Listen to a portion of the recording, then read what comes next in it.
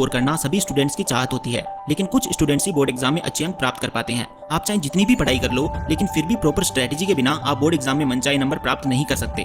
किसी भी एग्जाम में अच्छे नंबर लाने के लिए आपको हार्डवर्क तो करना ही है, लेकिन हार्डवर्क में स्मार्टनेस लानी है, एक राइट डायरेक्शन में पढ़ाई करनी है। अगर आपका भी सपना बोर्ड एग्जाम 2022 में 95% मार्क्स हासिल करना है, तो ये वीडियो आपके सपने के पूरे होने की संभावना को कई गुना तक बढ़ा देगा। इस वीडियो में मैं आप लोगों के साथ 5 टिप्स शेयर करने वाला हूं। इसके साथ ही मैं आपको एक बुक के बारे में भी बताऊंगा जो आपके बोर्ड एग्जाम की तैयारी में 4 चांद लगा देगी। इसलिए अगर आप अपने करियर के प्रति थोड़े से भी सीरियस हो तो इस वीडियो को ध्यान से देखना और वीडियो में बताई गई बातों को फॉलो करना। तो दोस्तों, मेरा नाम है mister proton, so let's begin.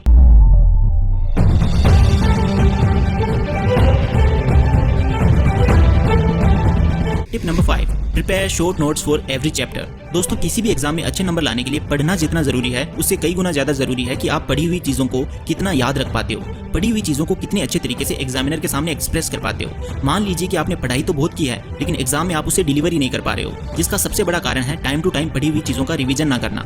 Revision करने का सबसे बढ़िया तरीका है कि आप हर चैप्टर के शॉर्ट नोट्स बनाओ। अगर चैप्टर 10 पेज का है तो उसे आप 2 से 3 पेज में ही समेट के रख दो। और हाँ, जब भी आप शॉर्ट नोट्स बनाओ, उसमें आपको सेंटेंसेस का उपयोग नहीं करना है, बुलेट पॉइंट्स बनाने हैं, शॉर्ट फॉर्म में ही नोट्स बनाने हैं। According to me, short notes आपको एग्जाम में फुल मार्क्स दिलाने में काफी हेल्पफुल साबित होंगे। Tip number 4, set priority for each subject. दोस्तों, सभी स्टूडेंट्स का कोई ना कोई एक ऐसा सब्जेक्ट तो होता ही है जिसमें उनको बिल्कुल भी इंटरेस्ट नहीं होता है। ऐसे में केवल वही एक सब्जेक्ट उनके बोर्ड एग्जाम में 90% मार्क्स लाने के सपने को तोड़ देता है। मान लीजिए कि आपके 5 सब्जेक्ट में 90 नंबर आए और एक सब्जेक्ट में बहुत कम नंबर आए, तो आपके ओवरऑल परसेंटेज केवल एक सब्जेक्ट की वजह से डाउन हो जाएंगे। कहने का मतलब यही है कि जो सब्जेक्ट आपका स्ट्रॉन्ग है उसे तो और स्ट्रॉन्ग बनाना है, और जो सब्जेक्ट स्ट्रॉन्ग नहीं है, जिसमें आपका इंटरेस्ट नहीं है, उसे सबसे पहले पढ़ना है। दिन की शुरुआत में एनर्जी लेवल्स बहुत हाई होते हैं, इसलिए जो सब्जेक्ट आपको हार्ड लगता हो, जिसमें आपकी रुचि नहीं है, वो सब्जेक्ट आपकी फर्स्ट प्रायोरिटी होना चाहिए। बाद में आपको आपकी पसंद वाले इंटरेस्ट वाले सब्जेक्ट पढ़ने हैं। इस तरह से आप हार्ड सब्जेक्ट में भी अच्छे नंबर प्राप्त कर लोगे। Tip number 3, practice sample papers. दोस्तों, आपकी तैयारी का मूल्यांकन करने के लिए सैंपल पेपर काफी ज्यादा महत्वपूर्ण है। सपोज आपकी तैयारी बहुत ज्यादा अच्छी है, लेकिन आप गिवन टाइम में पेपर खत्म ही नहीं कर पाते हो, तो ये आपकी सारी मेहनत पर पानी फेर देगा। बहुत सारे स्टूडेंट्स के साथ एग्जाम में यही चीज होती है, उनको आता बहुत कुछ है, लेकिन वो समय पर अपना पेपर कंप्लीट ही नहीं कर पाते हैं, जिसकी सबसे बड़ी वजह है लैक ऑफ प्रैक्टिस। इसलिए आपको ज्यादा से ज्यादा सैंपल पेपर सोल्व करने हैं। इससे आपको कई सारे बेनिफिट्स होंगे, आपको आपकी तैयारी का पता चलेगा, वो टाइम पर आप अपना पूरा पेपर भी कर पाओगे। अब मैंने यहाँ सैंपल पेपर्स का नाम ले ही लिया है, तो मैं आपको बता दूं, मार्केट में 10th के बोर्ड एग्जाम के लिए सैंपल पेपर्स की अभी एक ही बुक अवेलेबल है, वो है ओसवाल की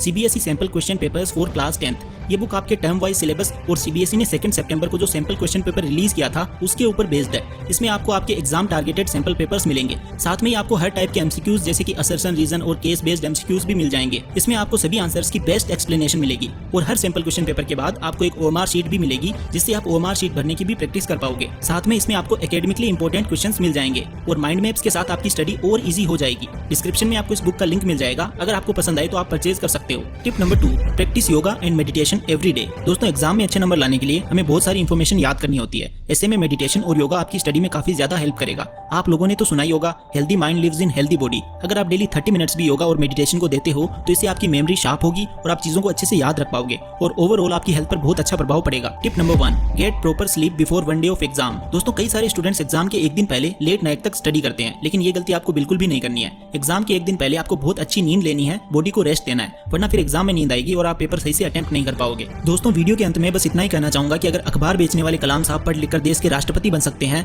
थॉमस एल्वा एडिसन, जिनको बचपन में उनके टीचर ने मंद बुद्धि वाला बालक कहकर स्कूल से निकाल दिया था, वो महान साइंटिस्ट बन सकते हैं, बल्ब का इन्वेंशन कर सकते हैं, तो क्या आप बोर्ड एग्जाम में 90% मार्क्स नहीं ला सकते? अगर ये इतनी मुसीबतों के बावजूद कर सकते हैं, तो आप इतनी फैसिलिटीज के साथ क्यों नहीं कर सकते? आपके पेरेंट्स ने तो आपको हर तरह की सुख सुविधा दे रखी है, इसके बावजूद भी आप बहाने बनाते रहते हो। तो चॉइस आपके हाथ में है। अगर आप आज कुछ साल मेहनत कर लोगे तो बाद की पूरी जिंदगी खुशियों से भरी होगी, और अगर आप आज मजे करना चाहते हो तो बाद में आपको पूरी जिंदगी भर मेहनत करनी पड़ेगी। 15 से 25 साल की एज बहुत प्रोडक्टिव होती है, आप जो चाहो वो सब कुछ हासिल कर सकते हो, बस जरूरत है तो सिर्फ हार्डवर्क करने की और उसमें स्मार्टनेस लाने की।